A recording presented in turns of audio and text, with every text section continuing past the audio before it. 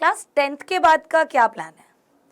ये एक ऐसा सवाल है जो क्लास 10th वाले बच्चे मुझे लगता है काफी समय से इस सवाल को फेस कर रहे होंगे, चाहे वो मम्मी पापा हो, चाहे बड़े भाई बहन हो, चाहे चाचा चाची हो, या कोई भी दूर का रिश्तेदार हो, वो ये सवाल आपको देखते ही जरूर पूछता होगा कि बेटा आगे का क्या सोचा है, क्लास 10th के बाद अब तुझे क्या करना है। और आप भी एक सोच में पड़ जाते हो कि मैंने तो अभी तक सोचा ही नहीं है कि मुझे करना क्या है, मैं आगे क्या बनना चाहता हूं, मेरे दिमाग में तो अभी तक कुछ ऐसा है ही नहीं, अभी तक तो मैं अपने बोर्ड्स की तैयारी में लग रहा था और अब एग्जाम्स वगैरह भी हो गए हैं। तो अब एक चीज आज की क्लास में हम थोड़ी सी डिस्कस करेंगे, चाहे आप स्ट्रीम कोई सी भी चुनो आगे, लेकिन आप जब वो चीज चुन लोगे तो आपको क्या करना है। सबसे पहले तो इसी चीज पे हम बात करेंगे कि आखिरकार हमें चुनना कैसे है। क्या हमें मम्मी पापा की सुन के चुनना है, क्या हमें भाई बहन की सुन के चुनना है, या आसपास के लोग जो सलाह दे रहे हैं, या टीचर्स जो कह रहे हैं, या आपके जो नंबर आएंगे उनके अकॉर्डिंग चुनना है। चुनना कैसे है स्ट्रीम? बहुत सी बार क्या होता है कि 10th में बहुत अच्छे मार्क्स आ जाते हैं। पर्सनली मैं अपनी स्टोरी अगर आपके साथ शेयर करूं तो 10th में मेरे बहुत अच्छे मार्क्स आए थे और इसीलिए मेरी फैमिली, मेरे रिलेटिव्स सभी को ये लगा कि अरे 10th क्लास में तो इतने अच्छे मार्क्स आए हैं, तो अब हमें क्या करना चाहिए, हमारे बच्चे को साइंस दिला देनी चाहिए, क्योंकि हमारे समाज में ये बन चुका है ना। ठीक है, कोई दिक्कत नहीं है, सही भी है, क्योंकि साइंस एक ऐसी स्ट्रीम है जो मुझे लगता है कि आपके लिए बहुत सारे ऑप्शंस खोल देती है, और ये बात फैक्ट भी है।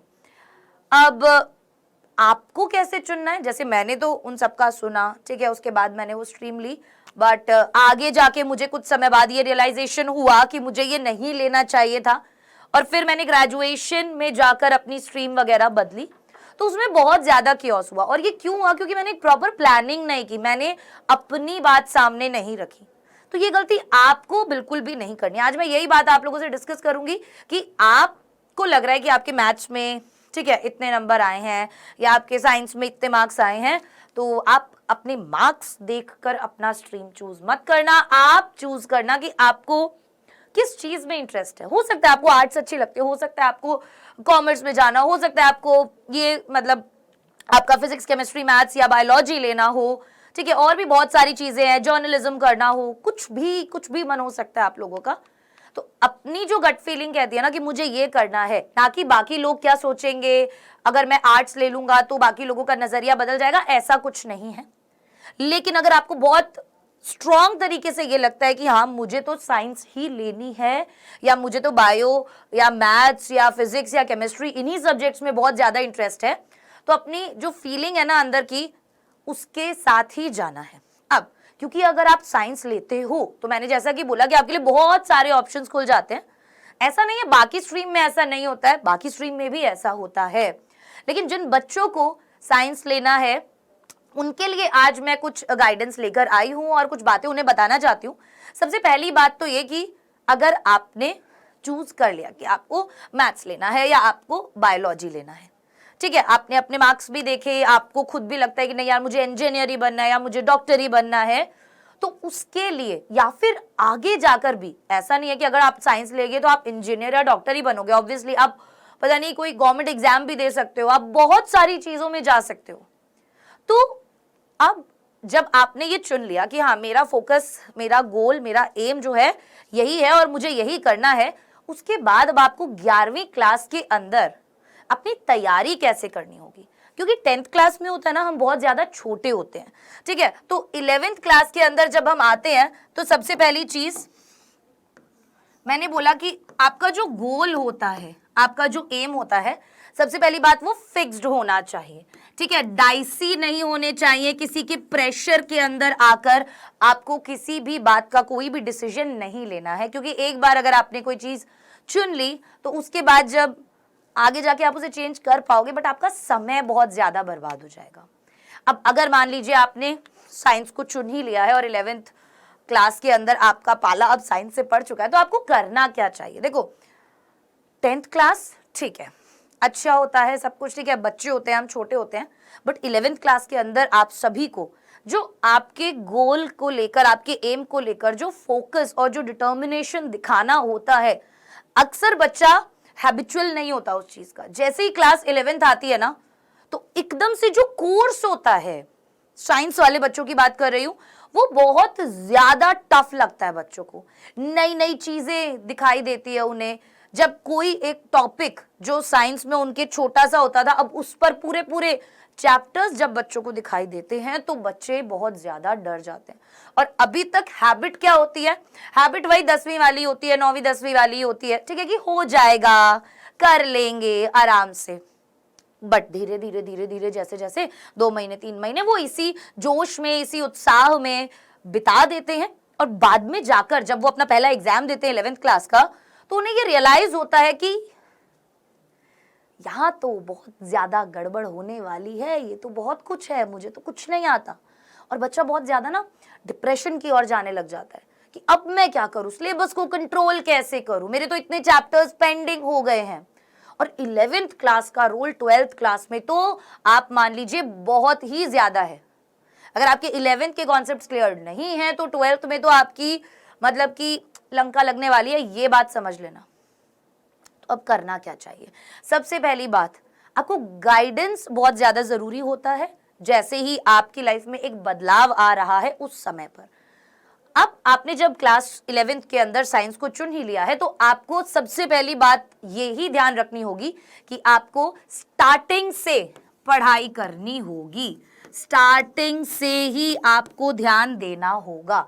अगर आपने अपने 2 महीने 3 महीने 4 महीने वेस्ट कर दिए तो बेटा बहुत मुश्किल आप लोगों के लिए हो सकती है। फिर आपके एफर्ट्स बहुत ज्यादा हो जाएंगे, बाद में क्लासेस बहुत सारी छूट चुकी होंगी, समझ नहीं आएगा क्या करूं, क्या पकड़ूं, क्या छोड़ूं। ठीक है, अब 11th क्लास में अच्छा परफॉर्म करने के लिए किन किन चीजों की आपको जरूरत पड़ेगी, मैं थोड़ा सा आपको गाइड करना चाहूंगी यहाँ पर। सबसे पहली बात कि किसी भी चीज में कोई भी प्रॉब्लम ना आए, उसके लिए आपको सबसे पहला मेन फोकस जो करना होगा वो आपकी क्लासेस पर करना होगा। अब ये क्लासेस कौन सी होती हैं? ठीक है, जहां से भी आप पढ़ाई कर रहे हैं वो ये क्लासेस होती हैं। स्कूल के अंदर बच्चे मैंने देखा है 11th क्लास में इतना ज्यादा इंटरेस्ट लेते नहीं है, या तो वो कोचिंग जाते हैं या ऑनलाइन क्लासेस वगैरह जो भी होती है वहां से वो लोग ज्यादा पढ़ाई कर रहे होते हैं। तो आपके पास आपकी कुछ फिक्स्ड क्लासेस होनी चाहिए रोजाना की, कि रोजाना आप फिजिक्स, केमिस्ट्री, मैथ्स, बायोलॉजी जो भी सब्जेक्ट है, इंग्लिश, आपके पास रोजाना लेक्चर्स आ रहे हैं, मतलब एक कोर्स के अंदर आप इन्वॉल्व्ड हैं। ठीक है, अब आपकी कोचिंग में है, आप ऑनलाइन कोर्सेज में है, या आप कैसे भी पढ़ाई कर रहे हैं, पर आप ये नहीं कर सकते कि हाँ भाई ठीक है मैं किसी एक सब्जेक्ट को बिल्कुल अलग कर दूं और बाकी सब्जेक्ट्स को ध्यान दूं। नहीं, आपको सभी चीजें स्टार्टिंग से साथ में लेकर चलना बहुत ज्यादा जरूरी होगा। तो आपके पास ये होना चाहिए कि हाँ रोजाना आपके पास कुछ क्लासेस जो हैं वो होनी चाहिए। दूसरी चीज जो यहाँ पर बहुत इंपॉर्टेंट आती है वो आता है आपका स्टडी मटीरियल। स्टडी मटीरियल, इसके लिए बहुत ज्यादा मुझे लगता है मारकाट बच्चों के अंदर होती है। ठीक है, कि सही अच्छे क्वेश्चंस वाला स्टडी मटेरियल, अच्छी एक्सप्लेनेशन वाला स्टडी मटेरियल, या अच्छी एक्सप्लेनेशन वाली क्लासेस कहीं से अगर बच्चे को मिल जाती है ना, क्योंकि यहाँ पर क्लास 11th में खेल सारा कॉन्सेप्ट का होता है। ठीक है, मार्क्स लाने से ज्यादा खेल क्लास 11th में कॉन्सेप्ट का होता है। ये तो सारी लाइफ में ही होता है, पर मैं ये बोलना चाहूंगी कि 10th तक ऐसा नहीं था इतना ज्यादा, बट 11th में जो मेन लड़ाई होती है ना वो कॉन्सेप्ट की होती है। कोई टीचर ऐसा अगर आपको मिल जाए जिसे बहुत समय का एक्सपीरियंस हो, जिसने हजारों बच्चों को बहुत ही अव्वल नंबरों से पास करवाया हो और कॉन्सेप्ट्स को बहुत आपका जो फाउंडेशन तगड़ा कर दे, वो तो कुछ मजा अलग ही होता है। तो इसी चीज पे हमें फोकस करने के लिए हमें क्लासेस बहुत अच्छी चाहिए जिसमें टीचर्स बहुत अच्छे पढ़ा रहे हों। ठीक है, उन्हें पता हो आगे कैसे क्या करना होता है, किस तरीके के सवाल, किस तरीके के कॉन्सेप्ट्स बच्चों को समझाने होते हैं, प्लस उन्हें यह पता हो कि यार स्टडी मटेरियल कैसा बच्चों को मिलना चाहिए, कौन से क्वेश्चंस बच्चों को मिलने चाहिए। क्लास के दौरान टीचर ने जो पढ़ाया वो नोट्स बच्चों के पास जरूर होने चाहिए। क्लास के दौरान जो नोट्स होते हैं ना वो बहुत इंपॉर्टेंट होती है। तो तीसरी जो इंपॉर्टेंट चीज होती है वो होती है नोट्स, जो बच्चे मुझे लगता है सबसे ज्यादा ढूंढते हैं कि किसी टॉपर के नोट मिल जाए या किसी और के नोट्स मिल जाए तो भाई मेरी लाइफ तो सेट हो जाए। तो पहला काम आपको क्या करना है, जैसे ही आप क्लास 11 में आ रहे हैं, शुरुआत से ही अपनी नींव मजबूत करने में लग जाना है। दूसरी चीज, आपके पास प्रॉपर आपकी क्लासेस होनी चाहिए जिन्हें आप अटेंड करें, आपके टीचर्स बेस्ट हो जो आपके कॉन्सेप्ट्स को क्लियर करें, आपके पास स्टडी मटेरियल बेस्ट हो जो आपको आगे आने वाले समय में अच्छे से अच्छा सवाल आप निकाल पाएं, उसमें हेल्प करें, और आपके पास बेहतरीन नोट्स होने चाहिए जिनके जरिए आप टाइम पर अपनी चीजों को रिवाइज कर पाए। बहुत सी बार ऐसा होता है, एक सब्जेक्ट, एक टॉपिक पढ़ा, 3 दिन बाद आप उस टॉपिक को कम हो जाएगा, भूल जाओगे, थोड़ा बहुत याद रहेगा।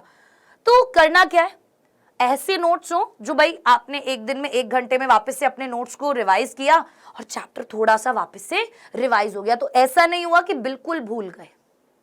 तो ये नोट्स बहुत ज्यादा आपके लिए जरूरी होते हैं शुरुआत से ही।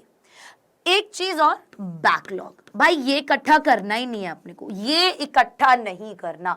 बच्चों का सबसे बड़ा दुश्मन उनका बैकलॉग होता है, जो उनका प्रेजेंट और फ्यूचर सब बर्बाद कर देता है, मेंटल टेंशन देता है, वो अलग। तो क्या करना है, शुरुआत से करोगे तो इतना प्रेशर नहीं पड़ेगा, इतना लोड नहीं बनेगा अपने ऊपर। बाद में करोगे तो आपको पता है घास काटने वाला काम होता है फिर वो आपका, है ना। आप हर जगह से फिर ट्राई करते हो, ये भी मिल जाए, ये भी मिल जाए, ये भी कर लूं, ये वाला कोर्स ज्वाइन कर लेता हूं, यहां से पीडीएफ ले लेता हूं, ये वाले नोट्स ले लेता हूं, पढ़ कुछ नहीं पाते हो, ठीक है। तो जब क्वालिटी आपके पास होगी ना कि मेरे पास सब कुछ है, अब मुझे केवल पढ़ना है, इधर उधर नहीं जाना है, तो वो चीज आप लोगों के लिए बहुत फायदेमंद होगी, क्योंकि वो आपका बहुत समय बचाएगी मेरे बच्चों। 11th क्लास में, 12th क्लास में समय की बच्चों के पास सबसे ज्यादा कमी होती है, और उसी समय को बचाती हैं ये सारी चीजें अगर आपको एक ही जगह मिल जाएं तो। मैं आज आपको केवल एक बात बोलना चाहूंगी, और वो ये कि आपको क्लास 11th को एक जज्बे के साथ शुरू करना है, एक जुनून के साथ शुरू करना है, और एक योद्धा की तरह शुरू करना है कि जो भी चीज मेरे सामने आएगी मैं एक वीर योद्धा की तरह उसका सामना करूंगा, उसे समझूंगा, उससे लड़ूंगा और आगे बढ़ूंगा, क्योंकि ये आपकी नींव है। अगर नींव ही कमजोर हो गई तो आगे आप क्या करोगे, फिर तो घर कमजोर होगा ही होगा। अब यहां पर कक्षा 11वीं के बच्चों के लिए एक नया बैच योद्धा, 11वीं के योद्धाओं के लिए नया बैच योद्धा डाउटनट लेकर आया है, जो कि 3 मार्च से शुरू हो रहा है। अब वो समय गया कि गर्मियों की छुट्टियां मनाएंगे, दादी के जाएंगे, गया। ये कुछ साल हमें अब अपने गोल पर फोकस करना है, किसी और चीज पर नहीं। मजे करो, मस्ती करो, सब कुछ करना है, बट इसको साथ लेके चलना है, अपनी क्लासेस को साथ लेके चलना है। 3 मार्च से जो ये कोर्स आपका शुरू हो रहा है, एक नए युद्ध की ये शुरुआत हो रही है कक्षा 11वीं के बच्चों के लिए, जहां पर ये सभी योद्धा आपको पढ़ाएंगे। ये वो योद्धा हैं जिन्होंने हजारों लाखों बच्चों की जिंदगियों को बदला है। इतने अव्वल रिजल्ट्स रहे हैं, इतने उम्दा स्टडी मटेरियल है, इतनी उम्दा क्लासेस हैं जहां पर आपके कॉन्सेप्ट्स पे ज्यादा फोकस किया जाता है। यहां पर आप देख सकते हैं विक्रम सर, रुचि मैम, आपकी पूजा मैम और सभी टीचर्स यहां पर मौजूद हैं। जो भी आप सब्जेक्ट लेंगे, फिजिक्स, केमिस्ट्री, मैथ्स लेते हैं, बायोलॉजी लेते हैं, जो भी आपका सब्जेक्ट है उसमें आपको ये आपके सभी best teachers Hindi medium Bihar board के बच्चों के लिए, जो आपकी लाइफ बदलने में आपके साथ इस युद्ध में साथ खड़े होंगे। इस कोर्स की फीचर्स क्या है, क्या क्या चीजें आपको मिलेंगी, जिन चीजों की अभी हमने बात की। सबसे पहली चीज डिटेल्ड लेक्चर्स। डिटेल्ड लेक्चर से समझना कि कॉन्सेप्ट होंगे इन लेक्चर्स के अंदर। डिटेल का मतलब ही ये है कि कॉन्सेप्ट्स आपके क्लियर किए जाएंगे। अब डिटेल लेक्चर्स मिल गए। फिर मैंने आपको बोला था कि कुछ दिन ऐसे होते हैं, ठीक है, कुछ समय बाद एग्जाम का टाइम जब होता है तो आप लोगों को क्या लगता है कि यार अब मैं वापस से थोड़ी ना इतने बड़े बड़े लेक्चर्स देखूंगा, डिटेल लेक्चर्स देखूंगा, समय की बहुत ज्यादा कमी होती है। वहां पर आपको वन शॉट लेक्चर्स मिलेंगे, एक साथ एक लेक्चर में पूरा पूरा चैप्टर आपका कंप्लीट, जिससे आपका बेहतर रिवीजन हो पाए, समय बच पाए।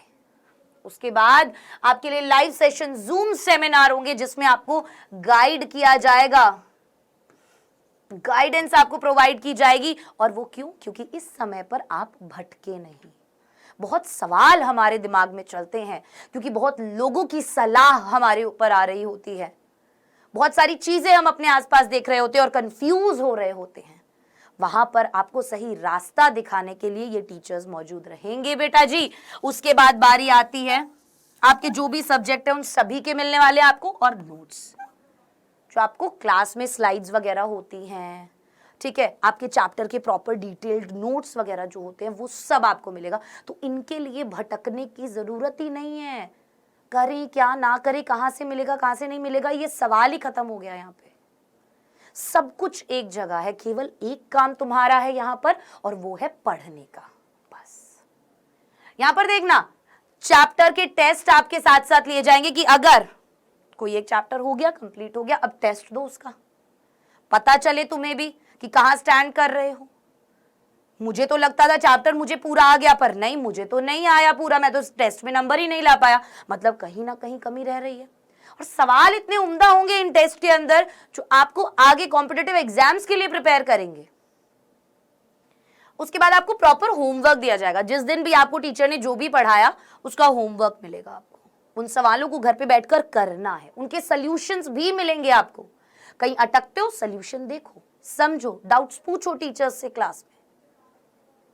उसके बाद बारी आती है टीचर्स की स्लाइड्स की, कि बच्चा बहुत सी बार क्या होता है कि खुद के नोट्स बनाने में लगा हुआ होता है, ठीक है, टीचर जो भी लिखवा रहा है उसको छापने में लगा होता है, वो काम नहीं करना है। टीचर जो बोल रहा है, जो समझा रहा है, उसके नोट्स बना सकते हो, शॉर्ट नोट्स बना सकते हो। पूरी पूरी स्लाइड्स कॉपी करने की जरूरत नहीं पड़ेगी, पूरी स्लाइड्स आपको कोर्सेज के अंदर मिलती है। और सुपर 50 क्वेश्चंस, ये तो मुझे अब यहाँ का सबसे बेस्ट फीचर लगता है कोर्स का। ऐसे सुपर 50 सवाल हर सब्जेक्ट पे मिलते हैं ना आपको, कि अगर वो सवाल निकाल लिए ना तो कोई भी सवाल निकाल लोगे। मतलब वो टेस्ट करते हैं आपके कॉन्सेप्ट्स को। तो मैं आशा करती हूं कि ये सब चीजें अगर आपको एक जगह मिल जाएंगी तो क्या सोने पे सुहागा जो है वो आपको भी पता है कि लाइफ में हो जाएगा। अब इसकी योद्धा बैच कक्षा 11वीं की जो पूरे साल की फीस है वो है मात्र 6,999 रुपए। मैं बोल रही हूं मात्र 6,999 रुपए। और ऐसा मैं क्यों बोल रही हूँ? क्योंकि जो क्वालिटी मिलेगी आपको इन लेक्चर्स के अंदर, आपको सच में लगेगा कि मैंने तो कुछ भी अमाउंट पे नहीं किया इस चीज के लिए। क्योंकि अगर आपको क्वालिटी प्रोवाइड करनी है, बहुत उम्दा लेक्चर्स आप प्रोवाइड करें, बहुत सारी चीजों का हम लोग ध्यान रख रहे हैं इस चीज में, तो ये कोर्स हमने 6,999 रुपए का आप लोगों के लिए लाए हैं। ठीक है, आप इस नंबर के ऊपर कॉल करके जो भी और जानकारी प्राप्त आप करना चाहते हो वो कर सकते हो कि सर मुझे क्या मिलेगा, कैसे होगा, कैसे नहीं होगा, क्लासेस कैसे होंगी, जो भी आपका सवाल होगा आप इस नंबर पर कॉल करो और उसके बाद आपके सारे सवालों का जवाब दिया जाएगा। तो शुरुआत से ही लग जाओ हमारे बेस्ट योद्धाओं के साथ इस जंग को जीतने के लिए। मैं आशा करती हूं कि आज का ये सेशन आप लोगों को बहुत पसंद आया होगा। Bye bye guys. आप लोगों की लाइफ में आगे आपको जो करना है, केवल एक बात बोलना चाहूंगी कि अपने मन की सुनना, तभी जिंदगी में आगे खुश रह पाओगे। Bye bye, take care.